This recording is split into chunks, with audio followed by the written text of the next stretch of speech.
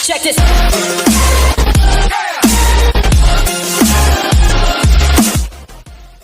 Assalamualaikum warahmatullahi wabarakatuh. Halo teman-teman, berjumpa lagi. Kali ini saya akan membahas apa itu administrasi dan tutorial membuat sebuah surat.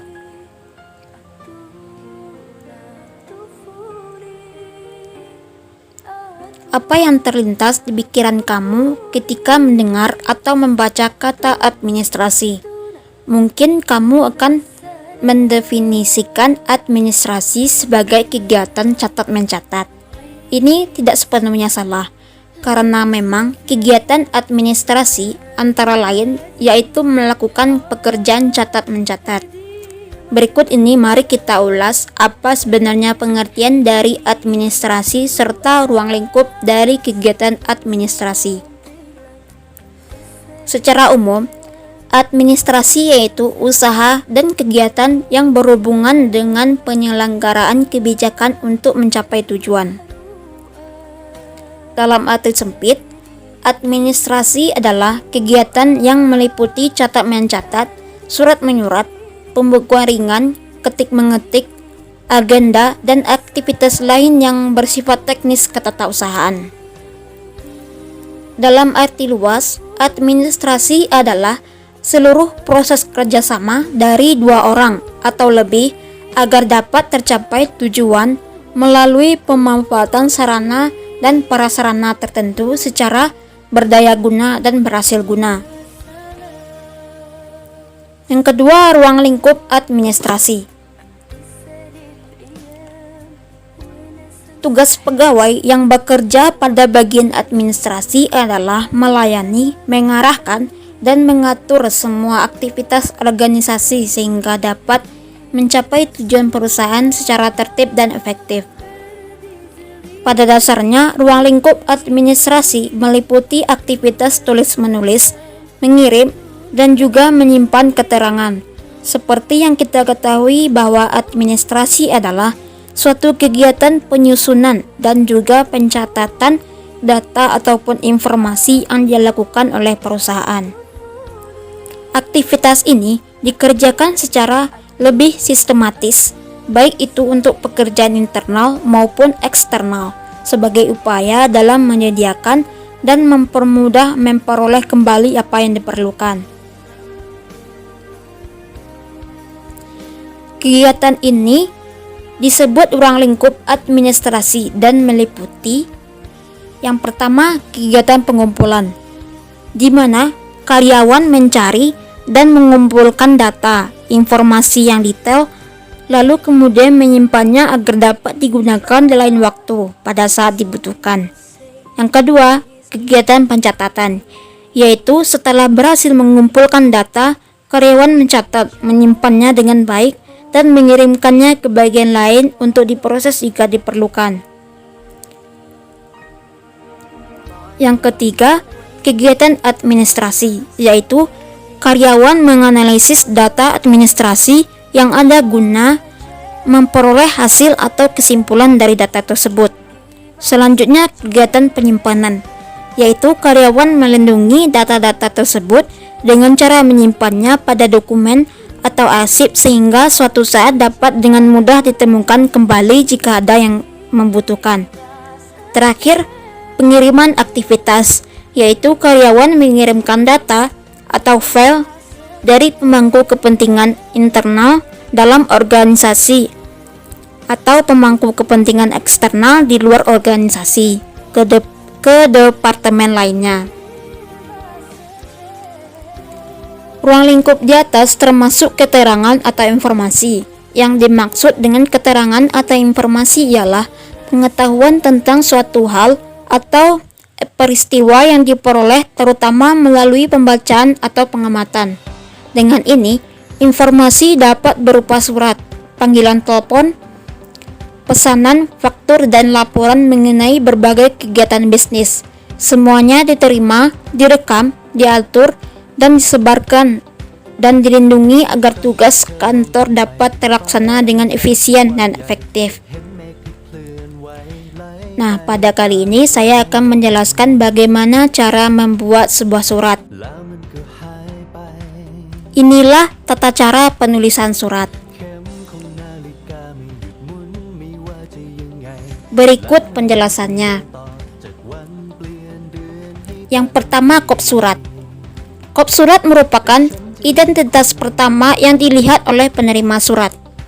Kop surat ini memiliki fungsi sebagai media promosi, mengetahui alamat dan nama instansi, memberikan informasi tentang jenis kegiatan dan atau bidang usaha. Yang kedua, nomor surat. Penomoran surat pada surat resmi bertujuan untuk memudahkan instansi dalam pengarsipan atau penyimpanan data kapan terakhir pembuatan dan pengeluaran surat.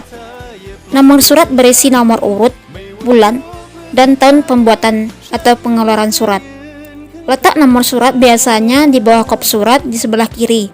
Sama halnya dengan kop surat, nomor surat memiliki fungsi sebagai berikut. Yang pertama, memudahkan pencarian kalau surat dibutuhkan. Yang kedua, memudahkan penyimpanan administratif. Yang ketiga, membantu dalam pengelompokan surat sesuai dengan jenis isi surat tersebut.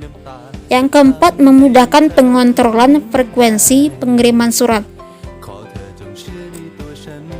Yang ketiga, tanggal penulisan surat. Tanggal penulisan surat berfungsi untuk mengetahui kapan surat tersebut dibuat. Dengan adanya tanggal penulisan, maka akan diketahui masa berlakunya surat tersebut. Oleh karenanya, tanggal penulisan surat adalah komponen yang sangat penting di dalam penulisan sebuah surat. Yang keempat, lampiran. Lampiran merupakan dokumen yang ikut dilampirkan dalam pembuatan surat resmi oleh suatu instansi maupun perseorangan. Lampiran memiliki fungsi untuk menunjukkan jika ada dokumen penting sebagai penunjang surat tersebut. Yang kelima, perihal atau hal surat. Perihal dalam surat resmi merupakan hal pokok yang merupakan tujuan utama dalam surat tersebut. Dengan demikian, penerima dapat segera mengetahui tujuan mengirimkan surat resmi tersebut. Yang keenam, alamat surat. Hal penting di dalam sebuah surat adalah kepada siapa surat itu ditujukan. Oleh sebab itu, alamat surat menjadi hal penting, jangan sampai salah kata atau salah tujuan. Penulisan alamat dilakukan sebanyak 2 kali. Yang pertama pada amplop surat dan yang kedua pada isi surat itu tersendiri. Untuk isi surat alamat tidak harus ditulis lengkap sebab sudah ditulis dalam amplop. Yang ketujuh, salam pembuka surat. Salam pembuka juga merupakan komponen penting dalam sebuah surat resmi. Hal ini dikarenakan salam pembuka berfungsi sebagai pembuka sebelum sampai ke inti atau pokok isi surat. Contoh kata salam pembuka seperti Assalamualaikum, dengan hormat, salam sejahtera, dan lain sebagainya. Kedelapan, isi surat. Isi surat adalah komponen utama dari sebuah surat, di mana pokok-pokok atau inti yang sedang dibahas tertuang di dalam isi surat. Inti merupakan komponen pokok inti isi surat ada pada sebuah surat. Bagian ini berisi bagian utama yang akan disampaikan kepada pengirim. Yang kesembilan, salam penutup. Salam penutup berisi kata-kata penutup yang umumnya digunakan untuk menambahkan kesantunan di dalam berkomunikasi. Meskipun dalam penutup ini baik jika digunakan dalam sebuah surat, namun bukan berarti semua surat wajib menggunakan salam penutup. Salam penutup hanya digunakan dalam surat resmi yang contohnya seperti pada surat-surat berita. Kesepuluh, tanda tangan dan nama penanggung jawab. Pada surat resmi, salah satu komponen yang disertakan yaitu nama penanggung jawab dan tanda tangan. Nama penanggung jawab adalah penanda jika nama tersebut yang bertanggung jawab dan dikuatkan dengan tanda tangan. Penanda tangan dalam surat harus sesuai dengan nama orang yang tercantum pada surat tersebut. Yang ke-11, tembusan. Tembusan digunakan jika terdapat pihak yang dianggap perlu mengetahui isi surat itu. Tembusan merupakan bagian yang menunjukkan pihak atau orang yang juga memiliki peran atau hak terhadap surat tersebut, tapi tidak semua surat memiliki tembusan. Yang terakhir, stempel. Biasanya diletakkan di atas tanda tangan dan ini dilakukan di akhir biasanya. Itulah penjelasan tentang administrasi dan tutorial membuat sebuah surat. Jangan lupa like, komen, dan subscribe ya. Semoga bermanfaat dan terima kasih. Wassalamualaikum warahmatullahi wabarakatuh.